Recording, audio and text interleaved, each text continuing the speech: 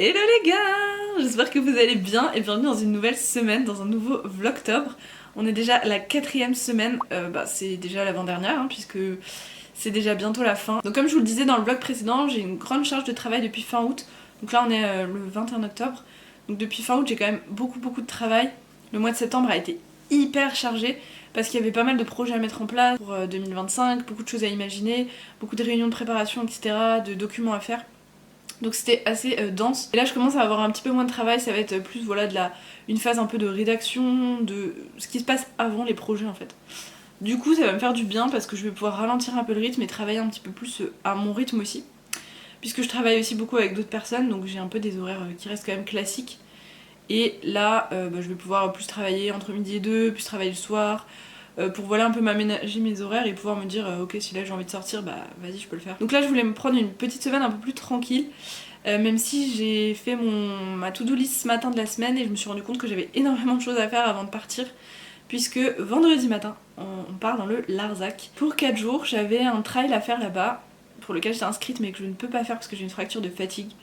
Et du coup, je vais vous emmener un petit peu là-bas, je vous expliquerai plus en détail au cours de la semaine. J'ai trop hâte parce que j'adore l'endroit où on va. J'ai trop hâte de vous montrer, j'ai trop hâte d'y retourner. J'espère qu'il fera beau, ça va être chouette.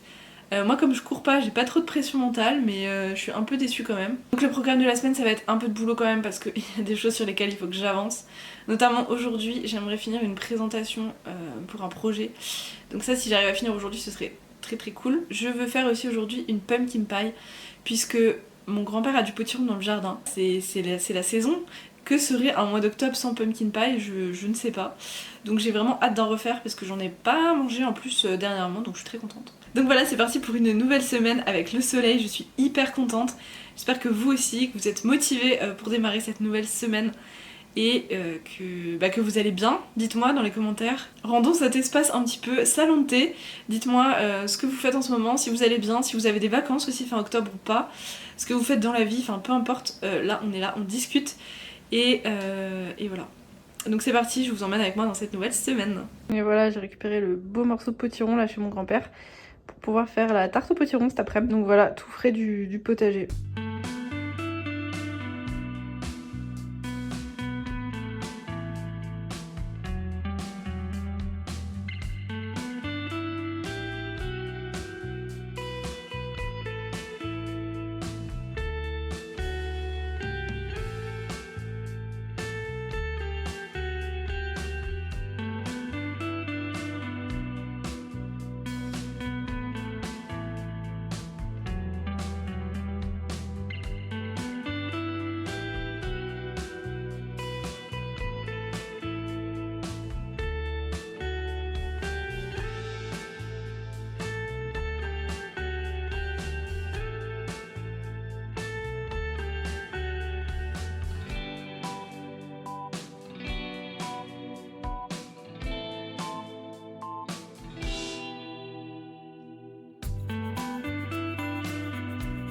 Bon voilà pour ce soir, j'ai terminé le dessert, la pumpkin pie.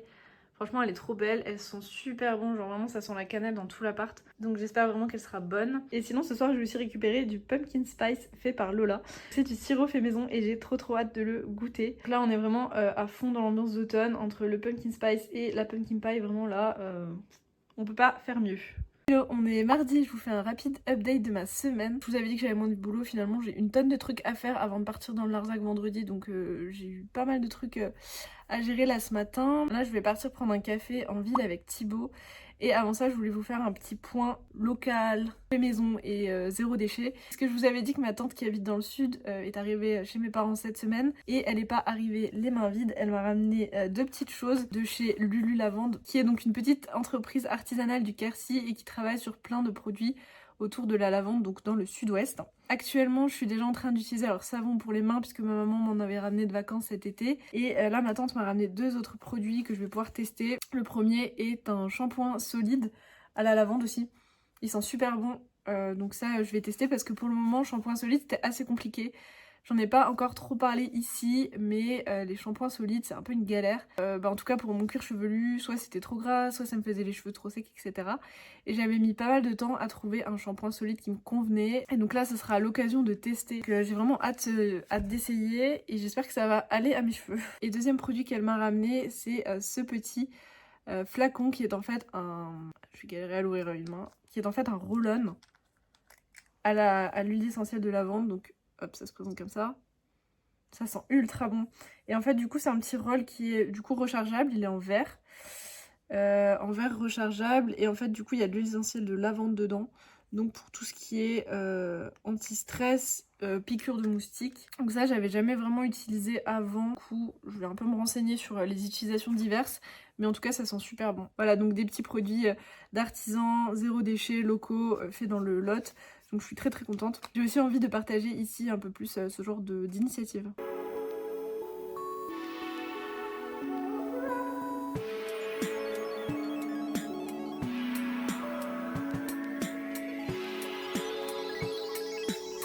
Hello, aujourd'hui on est jeudi. Donc, comme je vous le disais plus tôt dans ce vlog, demain matin on part pour le Larzac pendant 4 jours. On part demain matin à 7 h, donc ça va être super dur. En covoite on est 4, donc on va quand même pouvoir discuter, je pense que ça va être quand même cool. Du coup je voulais vous parler de ça par rapport au trail, puisque en fait, comme je vous avais dit, j'étais censée faire un trail là-bas qui est le trail des Hospitaliers. Je vais faire un 75 km, ce qui est énorme, c'était censé être mon objectif sportif ultime de l'année et même je pense mon plus gros trail de ma vie, puisque je voulais pas en faire de plus gros après ça. Et en fait j'ai dû arrêter de courir au mois de juin je crois. Ceux qui sont sur Instagram l'avaient suivi, mais j'ai fait un 46 km début mai, c'était ma plus grosse course de toute ma vie. Je fais du trail depuis des années, vraiment un sport que je fais depuis que je suis en 3e au collège je crois. J'ai commencé à courir à ce moment-là. Et en 2016, j'ai commencé à faire des courses un petit peu plus grandes, j'ai fait mon premier 30 km. Et voilà, après j'ai surtout navigué dans la zone 21, 24, 30 km. Au maximum j'avais fait 32 je crois. Mais voilà, je me suis découverte une passion pour ce sport, j'adore.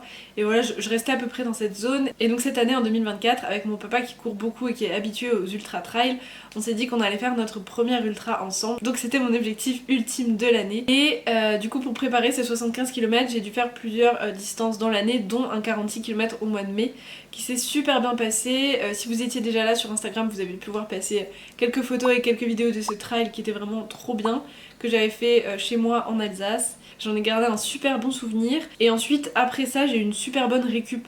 J'ai quasi pas eu de courbatures. J'ai eu quelques douleurs aux articulations, ce qui est normal quand tu fais du trail sur 1 ou 2 jours. Mais vraiment, c'est passé très bien. Et j'étais très étonnée de ma récup. Mais comme je m'étais beaucoup entraînée et que j'avais déjà fait pas mal de grosses distances aussi avant, je pense que ça a pas mal joué, donc j'étais très contente, que ce soit l'entraînement, la course, tout s'est très bien passé. J'ai mis 1 heure de plus que ce que je voulais mettre, mais c'est pas grave, parce que j'étais super contente d'avoir fait ce trail. Du coup je me suis dit bah c'est trop bien pour le 75 km, voilà je vais augmenter les distances. J'avais un 55 km de prévu en juillet, et voilà je devais échelonner un petit peu mes distances et mon entraînement, et ça se passait trop bien et j'étais trop contente. Et je pense que j'ai repris trop tôt les gros entraînements on va dire, puisque même pas une semaine après ce 46 km, je suis partie courir avec d'autres personnes et j'ai couru un 20 bornes en trail aussi. Je pense que c'était un peu trop. J'ai laissé un peu passer, mais j'ai repris les entraînements classiquement, même si j'avais réduit la charge. Et je pense que j'aurais pas dû, parce que j'ai déjà une fragilité au niveau des os. En fait, le résultat est que en juin, j'ai commencé à avoir assez mal, à avoir une périostite sur le côté droit. Bon, je me suis pas trop inquiétée au début, je me suis dit bon, une périostite ça peut arriver, voilà, j'en avais quand même déjà eu quelques-unes depuis que je fais du trail, donc je me suis pas trop inquiétée, j'ai laissé passer. En fait ça passait pas, ça passait pas. Je suis allée voir le médecin du sport, il m'a conseillé de faire un IRM et j'avais une fracture de fatigue. Yes! C'est déjà la deuxième que j'ai, puisque j'en avais déjà eu une en 2017 je crois, quelque chose comme ça. Donc je pense que comme j'ai déjà une fragilité au niveau des os, ça n'a pas aidé. Et bien évidemment, la fracture de fatigue, bah c'était pas top. Donc là on est fin octobre et je vais enfin pouvoir reprendre l'entraînement, même si j'avoue avoir un peu peur de ce que ça va donner. En tout cas j'adore ce sport, c'est vraiment un sport que je fais depuis des années. T'es dans la nature, dans la montagne, dans la forêt, c'est tout ce que j'aime. Il n'y a pas besoin d'avoir beaucoup de matériel et c'est vraiment un sport de dépassement de soi. Moi voilà, c'est vraiment ce que j'adore. Du coup là je vais vous emmener avec moi dans le Larzac. Je vais essayer de vous présenter un petit peu cette ambiance, de vous montrer un petit peu, j'espère qu'il y aura des belles couleurs d'automne, ça va être chouette, même si j'ai regardé la météo ce matin et apparemment ça va être une catastrophe. Mais bon, on croise les doigts pour qu'il y ait quand même un peu de soleil et que ce soit cool. Je vais essayer voilà, de vous emmener un petit peu dans l'ambiance, donc le retrait des dossards, le suivi de course, le départ aussi, puisque c'est un départ à 5h du matin, et vous emmener un petit peu dans cette ambiance que j'adore et que j'espère que vous allez adorer aussi. Donc voilà, sans perdre plus de temps, je vais aller faire ma valise, préparer à manger parce qu'il est déjà midi et j'ai absolument rien fait. Et du coup je vous laisse avec la suite du vlog qui je pense sera directement de Larzac parce qu'à mon avis je ne vais rien filmer entre temps. Donc voilà.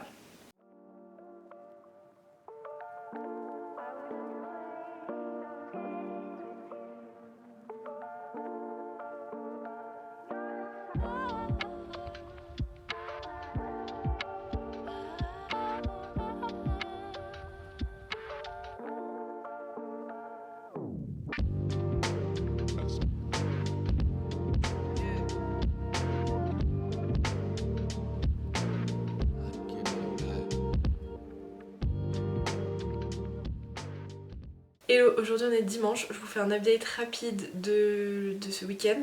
On est arrivé donc dans le Larzac vendredi début d'après-midi. On s'est installé dans l'Airbnb, on est allé visiter un petit peu le village, même si on le connaît déjà plutôt pas mal. Le lendemain, le samedi, donc journée hyper pluvieuse, on voulait partir visiter d'autres villages et franchement on l'a pas fait parce qu'il a plu toute la journée. On est allé récupérer les dossards des garçons, il y avait des portions de route inondées donc c'était vraiment la découverte. Mais voilà, on a vu aussi le départ, non on n'a pas vu le départ, on a vu les arrivées du 30 km et du 14, donc c'était chouette, il y avait une bonne ambiance malgré la pluie, c'était quand même cool. Et aujourd'hui on est dimanche et c'est le jour du suivi de la course. Donc on s'est levé ce matin hyper tôt, il était 4h15, c'était dur mais franchement ça, avec le changement d'heure ça me fait 5h15 donc on va dire que ça passe quand même. Et donc on est allé au départ avec eux, donc départ qui avait lieu à 5h du matin au centre du village, donc vraiment à 5 minutes à pied de notre maison, donc vraiment très pratique et c'était très chouette. Je vais vous mettre quelques images, mais du coup il y avait un petit départ au frontal, donc c'était très cool cette petite ambiance. J'ai un peu hâte de découvrir aussi le parcours en faisant le suivi, et puis voilà, je vais vous partager quelques belles images avant ou après ça, je ne sais pas.